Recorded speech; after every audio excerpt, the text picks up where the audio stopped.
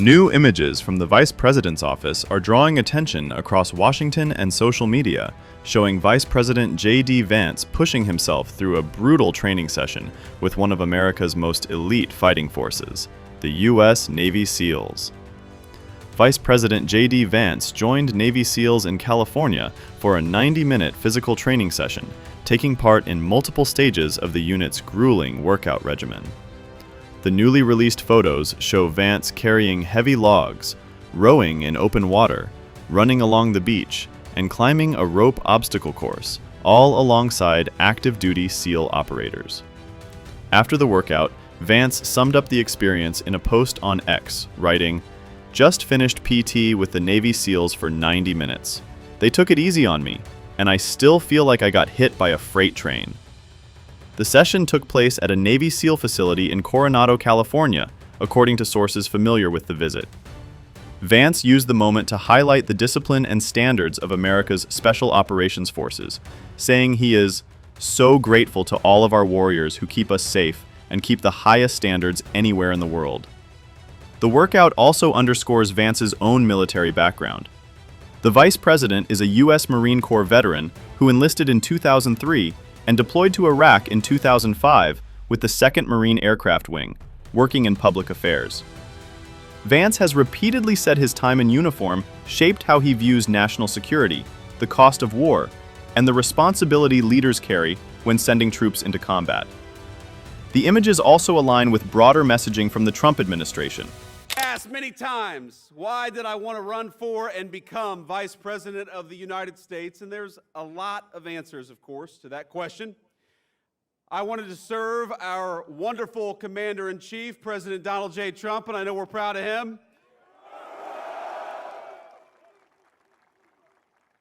And of course, I wanted to serve the American people and make their lives better, but really, deep down, I wanted the Commandant of the Marine Corps to have to salute a member of the E4 Mafia, and now he has to.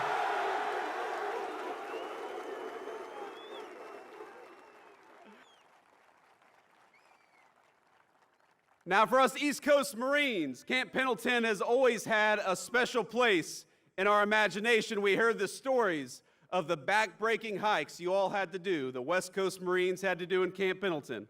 You know it?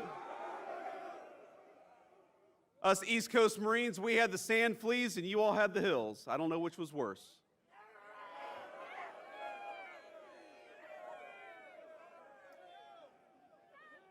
These guys behind me have opinions. So let's give some credit to the amazing Marine units who pulled this off. First of all, to the incredible Marines of this base and the Marine Corps Forces West who put on this display. Let's give a round of applause to the incredible job they did.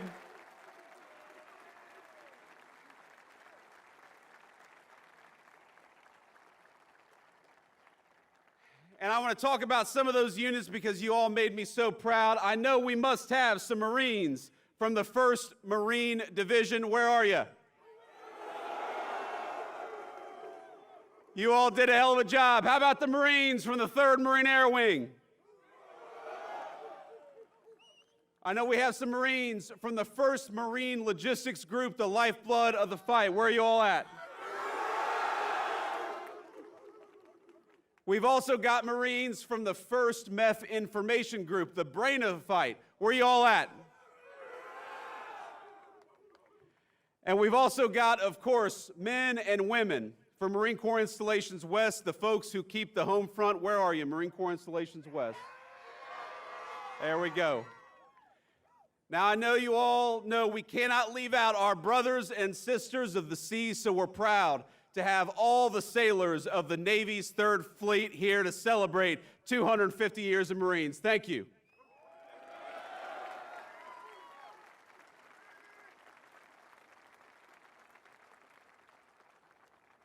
These sailors who go to war with us, they fight over the horizon. They stand shoulder to shoulder with Marines wherever the fight takes us. And if any group shares in the glory of the Marines' 250th birthday, it is our beloved Navy Corpsmen. Let's give a shout out to the Navy Corpsmen out there. We love them.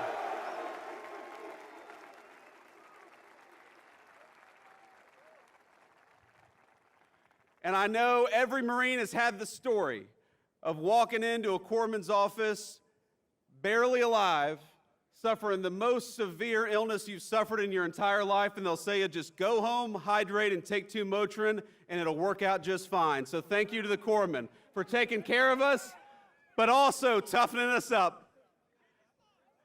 And that's right, and it changes socks. A bottle of water, a change of socks, and 2 Motrin will fix any illness. Earlier, War Secretary Pete Hegseth, in a special address to all the U.S. generals, had emphasized that U.S. forces must be fit, not fat, stressing physical readiness as a core requirement for leadership.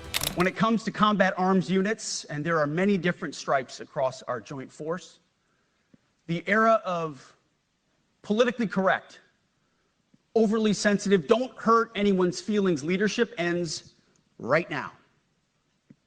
At every level, either you can meet the standard, either you can do the job, either you are disciplined, fit, and trained, or you are out. And that's why today, at my direction, and this is the first of 10 Department of War directives that are arriving at your commands as we speak and in your inbox. Today, at my direction, each service will ensure that every requirement for every combat MOS, for every designated combat arms position, returns to the highest male standard only. Because this job is life or death. Standards must be met. And not just met, at every level we should seek to exceed the standard, to push the envelope, to compete. It's common sense and core to who we are and what we do. It should be in our DNA. Today, at my direction, we are also adding a combat field test for combat arms units that must be executable in any environment at any time and with combat equipment. These tests, they'll look familiar. They'll resemble the Army Expert Physical Fitness Assessment or the Marine Corps Combat Fitness Test. I'm also directing that warfighters in combat jobs execute their service fitness test at a gender-neutral, age-normed male standard scored above 70%. It all starts with physical fitness and appearance. If the Secretary of War can do regular, hard PT, so can every member of our joint force. Frankly, it's tiring to look out at combat formations, or really any formation, and see fat troops. Likewise, it's completely unacceptable to see fat generals and admirals in the halls of the Pentagon and leading commands around the country and the world. It's a bad look. It is bad, and it's not who we are. So whether you're an airborne ranger or a chairborne ranger, a brand new private or a 4-star general, you need to meet the height and weight standards and pass your PT test. And as the chairman said, yes, there is no PT test. But today, at my direction, every member of the joint force at every rank is required to take a PT test twice a year, as well as meet height and weight requirements twice a year, every year of service. Also today, at my direction, every warrior across our joint force is required to do PT every duty day. Should be common sense. I mean, most units do that already, but we're codifying it. And we're not talking like hot yoga and stretching.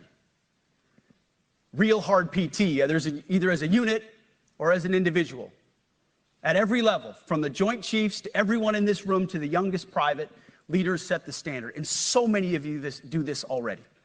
Active, Guard, and Reserve. This also means grooming standards. No more beards, long hair, superficial individual expression. We're going to cut our hair, shave our beards, and adhere to standards. Because it's like the broken windows theory of policing. It's like when you let the small stuff go, the big stuff eventually goes. So you have to address the small stuff. This is on duty, in the field, and in the rear. If you want a beard, you can join Special Forces. If not, then shave. We don't have a military full of Nordic pagans.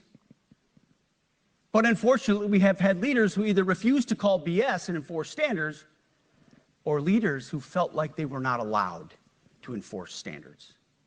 Both are unacceptable. And that's why today, at my direction, the era of unprofessional appearance is over. No more beardos. The era of rampant and ridiculous shaving profiles is done. Simply put, if you do not meet the male-level physical standards for combat positions, cannot pass a PT test, or don't want to shave and look professional, it's time for a new position or a new profession.